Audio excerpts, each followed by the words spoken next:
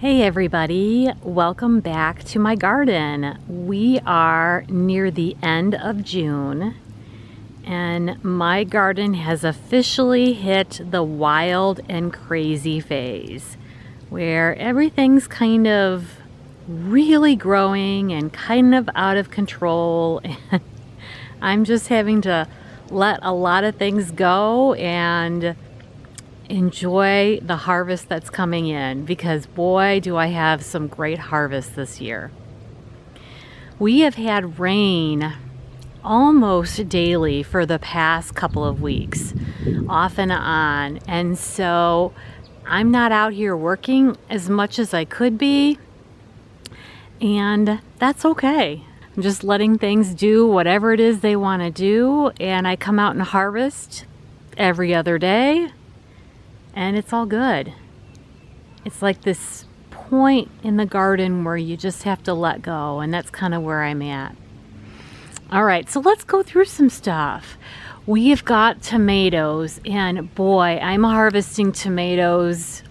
Oh, so many. I'll show you some pictures later on, but we've just got tomatoes and tomatoes. I do have a bunny rabbit, though, that is helping itself to tomatoes. So let's see, I found one today while I was harvesting in here. So right here, oh, there we go.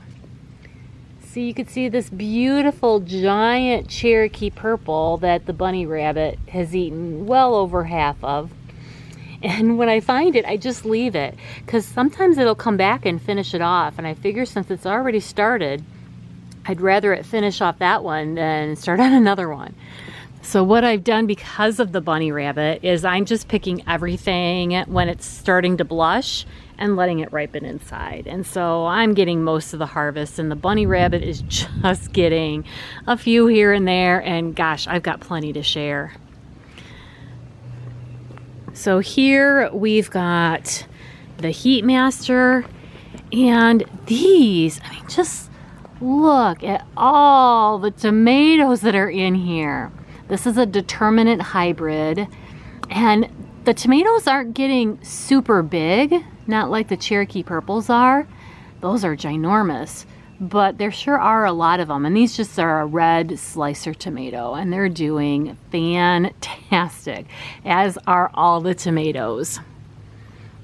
I've got my beautiful cucumber trellis, which is all the way to the top. Woohoo, how exciting is that?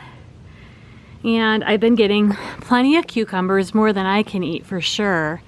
And I just love how, like, this one is just draping from the trellis. It's just so much fun. So cucumbers doing great. Here this is our Ace 55. This is the Ace 55 tomatoes.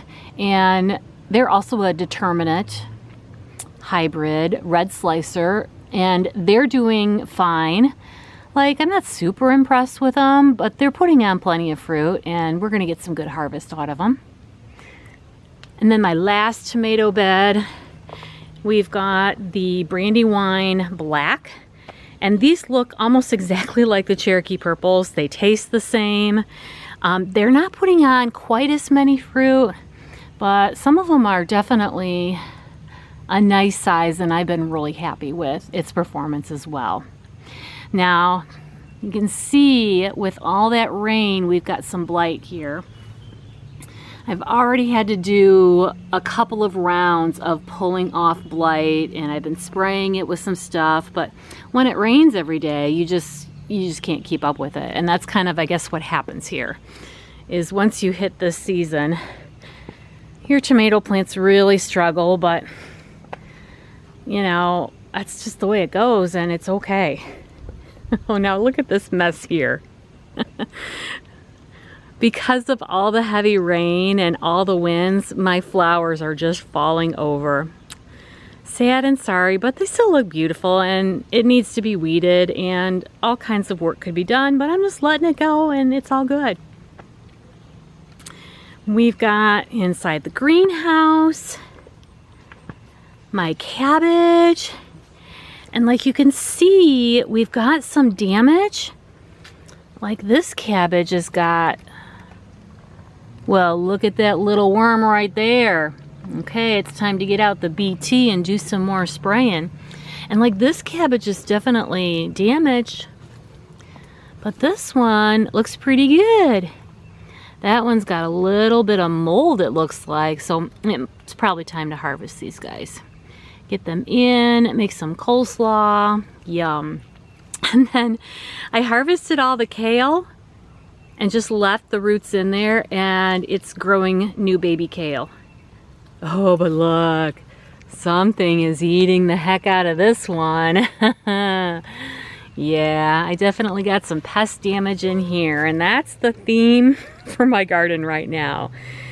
The bugs are taking over. But as long as I can get a little something, it's all good. Okay, so in this mess right here is a lot of grass and my green beans, and probably it's time to take this netting off. So the reason I keep the netting on is we've got flea beetles, and they will completely, ooh, there we go. Oh yeah, those beans were definitely ready to come out. They will eat, like they'll leave little holes inside all the plants. Ooh, I do still have something eating that. And the beans, when they're little, just can't get caught up. But now that they're too big, I'm just gonna have to let them be free, and I don't know if I've got any beans yet. Lots of flowers, so that's good. No beans yet, but it shouldn't be too long before I've got beans. These are mostly burgundy beans and a volunteer tomato. Maybe I'll just let that grow and see if we can get some fall tomatoes. That might be fun. This bed was reset, pretty recently, and here's the story on these. I thought they were pole beans. That's what the packet said. So I put them in, and I put a trellis in each side, one on that side and one on that side. And then they never got the vines. And so I pulled the trellises out. Well, then now we've got the vines. So I gotta figure out how to put the trellises back in. Gardening. And then I just got dill and parsley and a couple of volunteer zinnias that I pulled out of the compost pile. Sweet potatoes looking wild and crazy. They've got some, I'm guessing this is what the flea beetle damage usually looks like. There are all these holes, but it could be Japanese beetles too, because I've seen those, but I haven't seen any on these plants, so. But, you know, they're a mystery. We'll see how they turn out when it's time to dig. I'm in the process of resetting this bed. I planted more pole beans, and they're kind of yellow, and I'm not sure if that's the variety or I don't know. I put compost in the bed, I put some fertilizer in the bed, so I know they're not nutrient deficient, but maybe there's too much.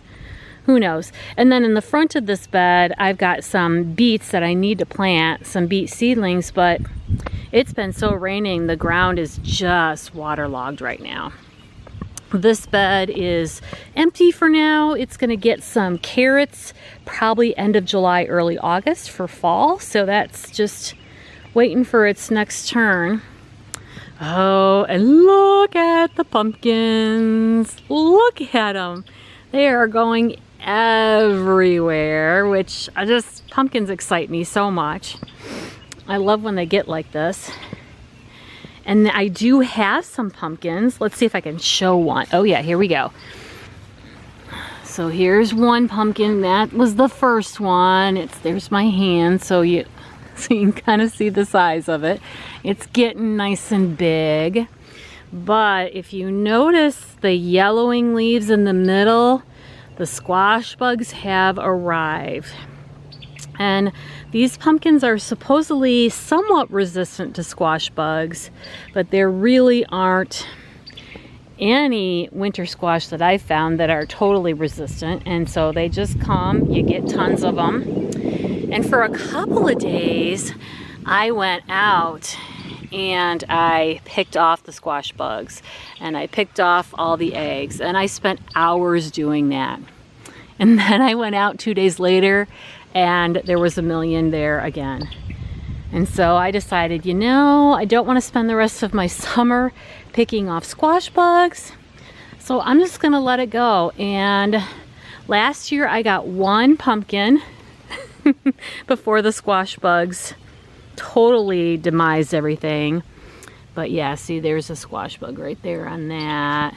You can see them in there. There's more under there. So they've kind of started in the center section and they're spreading out. Oh, and there's a Japanese beetle over there. So bugs have arrived and I'm hoping that I can just get some harvest. So I've got probably like 2 big pumpkins in here and maybe 3 or 4 little pumpkins that I found so far. So if I get more than one, then I've improved. And there's my perennial wheat flowers. Such a big old mess. I love it, love it, love it. And then here's another perennial flower, another great big old wild and crazy mess. So, you know, the control freak in me is like, you should get out there and weed it. But you know what? I'm just gonna let it go and it'll be okay. I still enjoy it. So over here, we've got the butternut squash, and you know, I've got lots of those, but the squash bugs are really hitting this one hard. I found them here first, so I'll be interested to see, but like there's lots of butternut squash out here. And like some of them are just rotting. Like that little guy I don't think is gonna make it. That little guy back there, that other half of it's been gone. But some of them look just fine. So I'm interested to see how many, you know, make it to where they come to full harvest. And they're starting to turn tan, which is good. So we'll see. And once again, you know, we got the squash bugs right there and I'm just letting them go. Yeah, they're all over the place out here because I don't want to spend the rest of my summer battling squash bugs. So we're just gonna see how it goes. And we got some more sweet potatoes down here. They're also looking awesome, but they've got flea beetle damage. I planted strawberries. They're not doing great. Many of them died. Some of them are doing okay. It was kind of a clearance sale kind of thing. And so I think next year I'm going to get a variety called Ozark Beauty, which is meant to grow in this area. So I think that's going to be maybe the better choice. All right, let's take a look at the fence garden here. So raspberries are doing great. I'm getting maybe like between 5 and 10 raspberries every other day. So you could see down there, they're putting them on. And oh, I lost one on the ground. That's okay. But see, we've got this damage, I believe, is from the Japanese beetles. Oh, yeah. There we go. Beautiful Japanese beetle having its way. But other than that, they're doing well and they're producing. About 3 of the plants are producing and the other 3 aren't doing anything. But I'm super happy with everything that I'm getting. Comfrey is blooming. Isn't that exciting? Oh, and look at all the Japanese beetles on the comfrey. But I'm not seeing too much damage on that plant. We've got our zinnias and our bachelor buttons just looking so beautiful and happy. Another happy comfrey looking good. And then here we've got the blackberries, and they're really starting to fill out, which is nice. And they won't produce anything until next year because they put their fruit on second year growth. But they're looking good. Oh, and the milkweed. So I keep rooting for this milkweed because it's been taking a hit. I think the bunny rabbit, I could be wrong, came along and like topped all of them. The whole row of milkweed, it just came along and topped off one day. And I thought, well, that's it, they're done for. But then, let's see, there's where it topped off. It just went ahead and made 2 new tops. Like all of them did that. And they're looking super healthy now. So, you know, fingers crossed that we're getting these established so next year they can come back stronger. But they're putting up a good fight, and I am just loving watching the whole saga here. Borage, oh my gosh, the bees love it.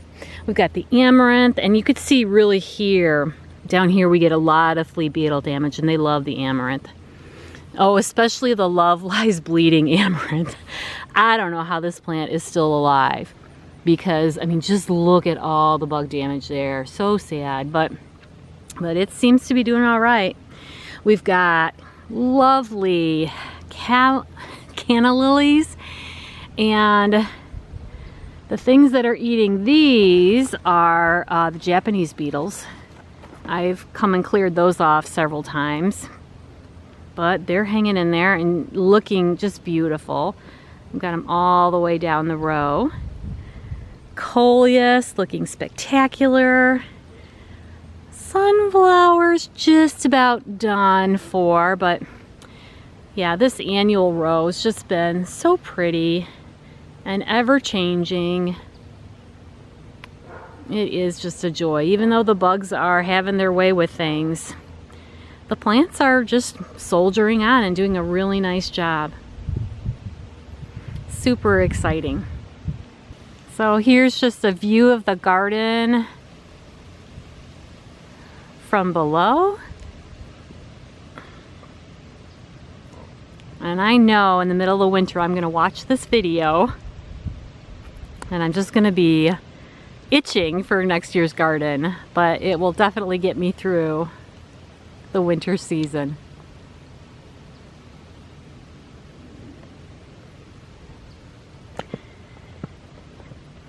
Now, something else that I did is I planted comfrey and black-eyed Susans around my fruit trees.